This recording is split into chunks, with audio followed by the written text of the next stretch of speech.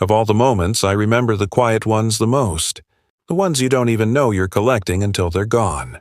That night, I was on the couch, settled into the soft, worn groove that was molded perfectly to me. My favorite mug was in my hand, the one my son Leo made in art class, lopsided, with a handle that was slightly too small, but it was perfect. I was scrolling on my phone, smiling at a stupid video of a dog trying to skateboard. The air smelled of steeping tea and our home, a mix of old books, last night's pasta, and the lavender plug-in my wife, Sarah, loved.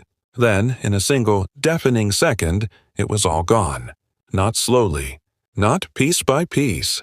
There was no time to grab the photo albums, to save the wedding vows framed in the hallway, to even process what was happening. It was just over. A crack so immense it felt like the inside of my head had split open. It wasn't thunder in the distance. It was lightning, direct and brutal, hitting the peak of our roof. The sound was a physical force, punching the air from our lungs. The lights didn't go out. They exploded. Darkness was instantly filled with the sharp smell of ozone and the terrifying, acrid scent of smoke. Primal screams from upstairs. "Daddy!" Leo cried. Sarah shouted my name, her voice a wire of pure panic I'd never heard before. And then the roar. A low, hungry growl from above us. The attic was an inferno in seconds. Flames not creeping but pouring down, a waterfall of fire. Thick black smoke cascaded down the staircase, a suffocating wall. The smoke alarms were just frantic, screaming ornaments. My home, my castle, was being eaten alive. We stumbled out, barefoot, onto the wet grass. I stood there, my daughter clinging to my leg, my arm around my trembling son, and watched it burn. The heat blistered our skin from 20 feet away. There were no keys, no wallets, no phones, no shoes, no favorite stuffed animal. No blanket, nothing, just the pajamas on our backs. I held my sobbing children and watched 2 decades of my life vanish into the angry, orange sky. The fire trucks came. Neighbors, their faces mirrors of our own horror, wrapped us in blankets from their own beds. They cried with us. By midnight, it was over. The roof collapsed inward with a groan and a shower of sparks. Our windows were hollow black eyes. The forest green shutters, the ones my daughter said gave. The house eyebrows were charred. Skeletons. Everything. The crayon mark on the wall. The squeaky floorboard by the kitchen. The doorframe we'd dented moving the sofa was a smoldering, steaming heap of ash.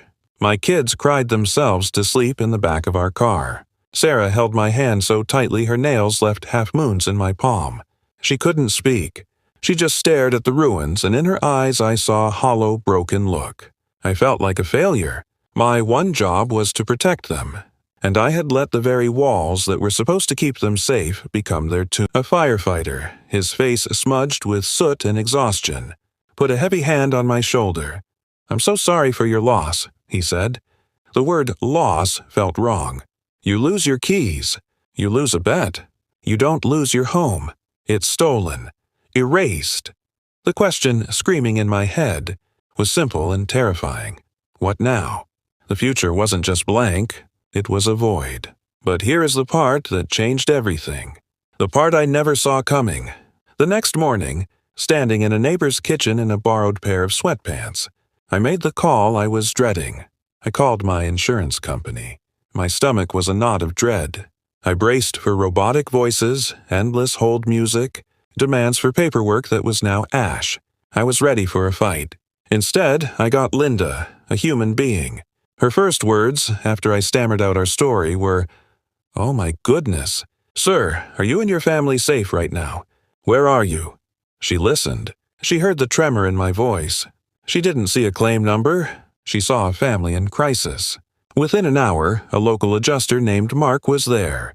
He didn't just take pictures. He shook my hand, looked me in the eye, and said, "We're going to get through this." He brought donuts and water for the kids. A small gesture, but in that moment it was a lifeline. It was humanity. Within minutes of his assessment, he had arranged and prepaid for a suite at a nearby extended stay hotel. A suite with a kitchen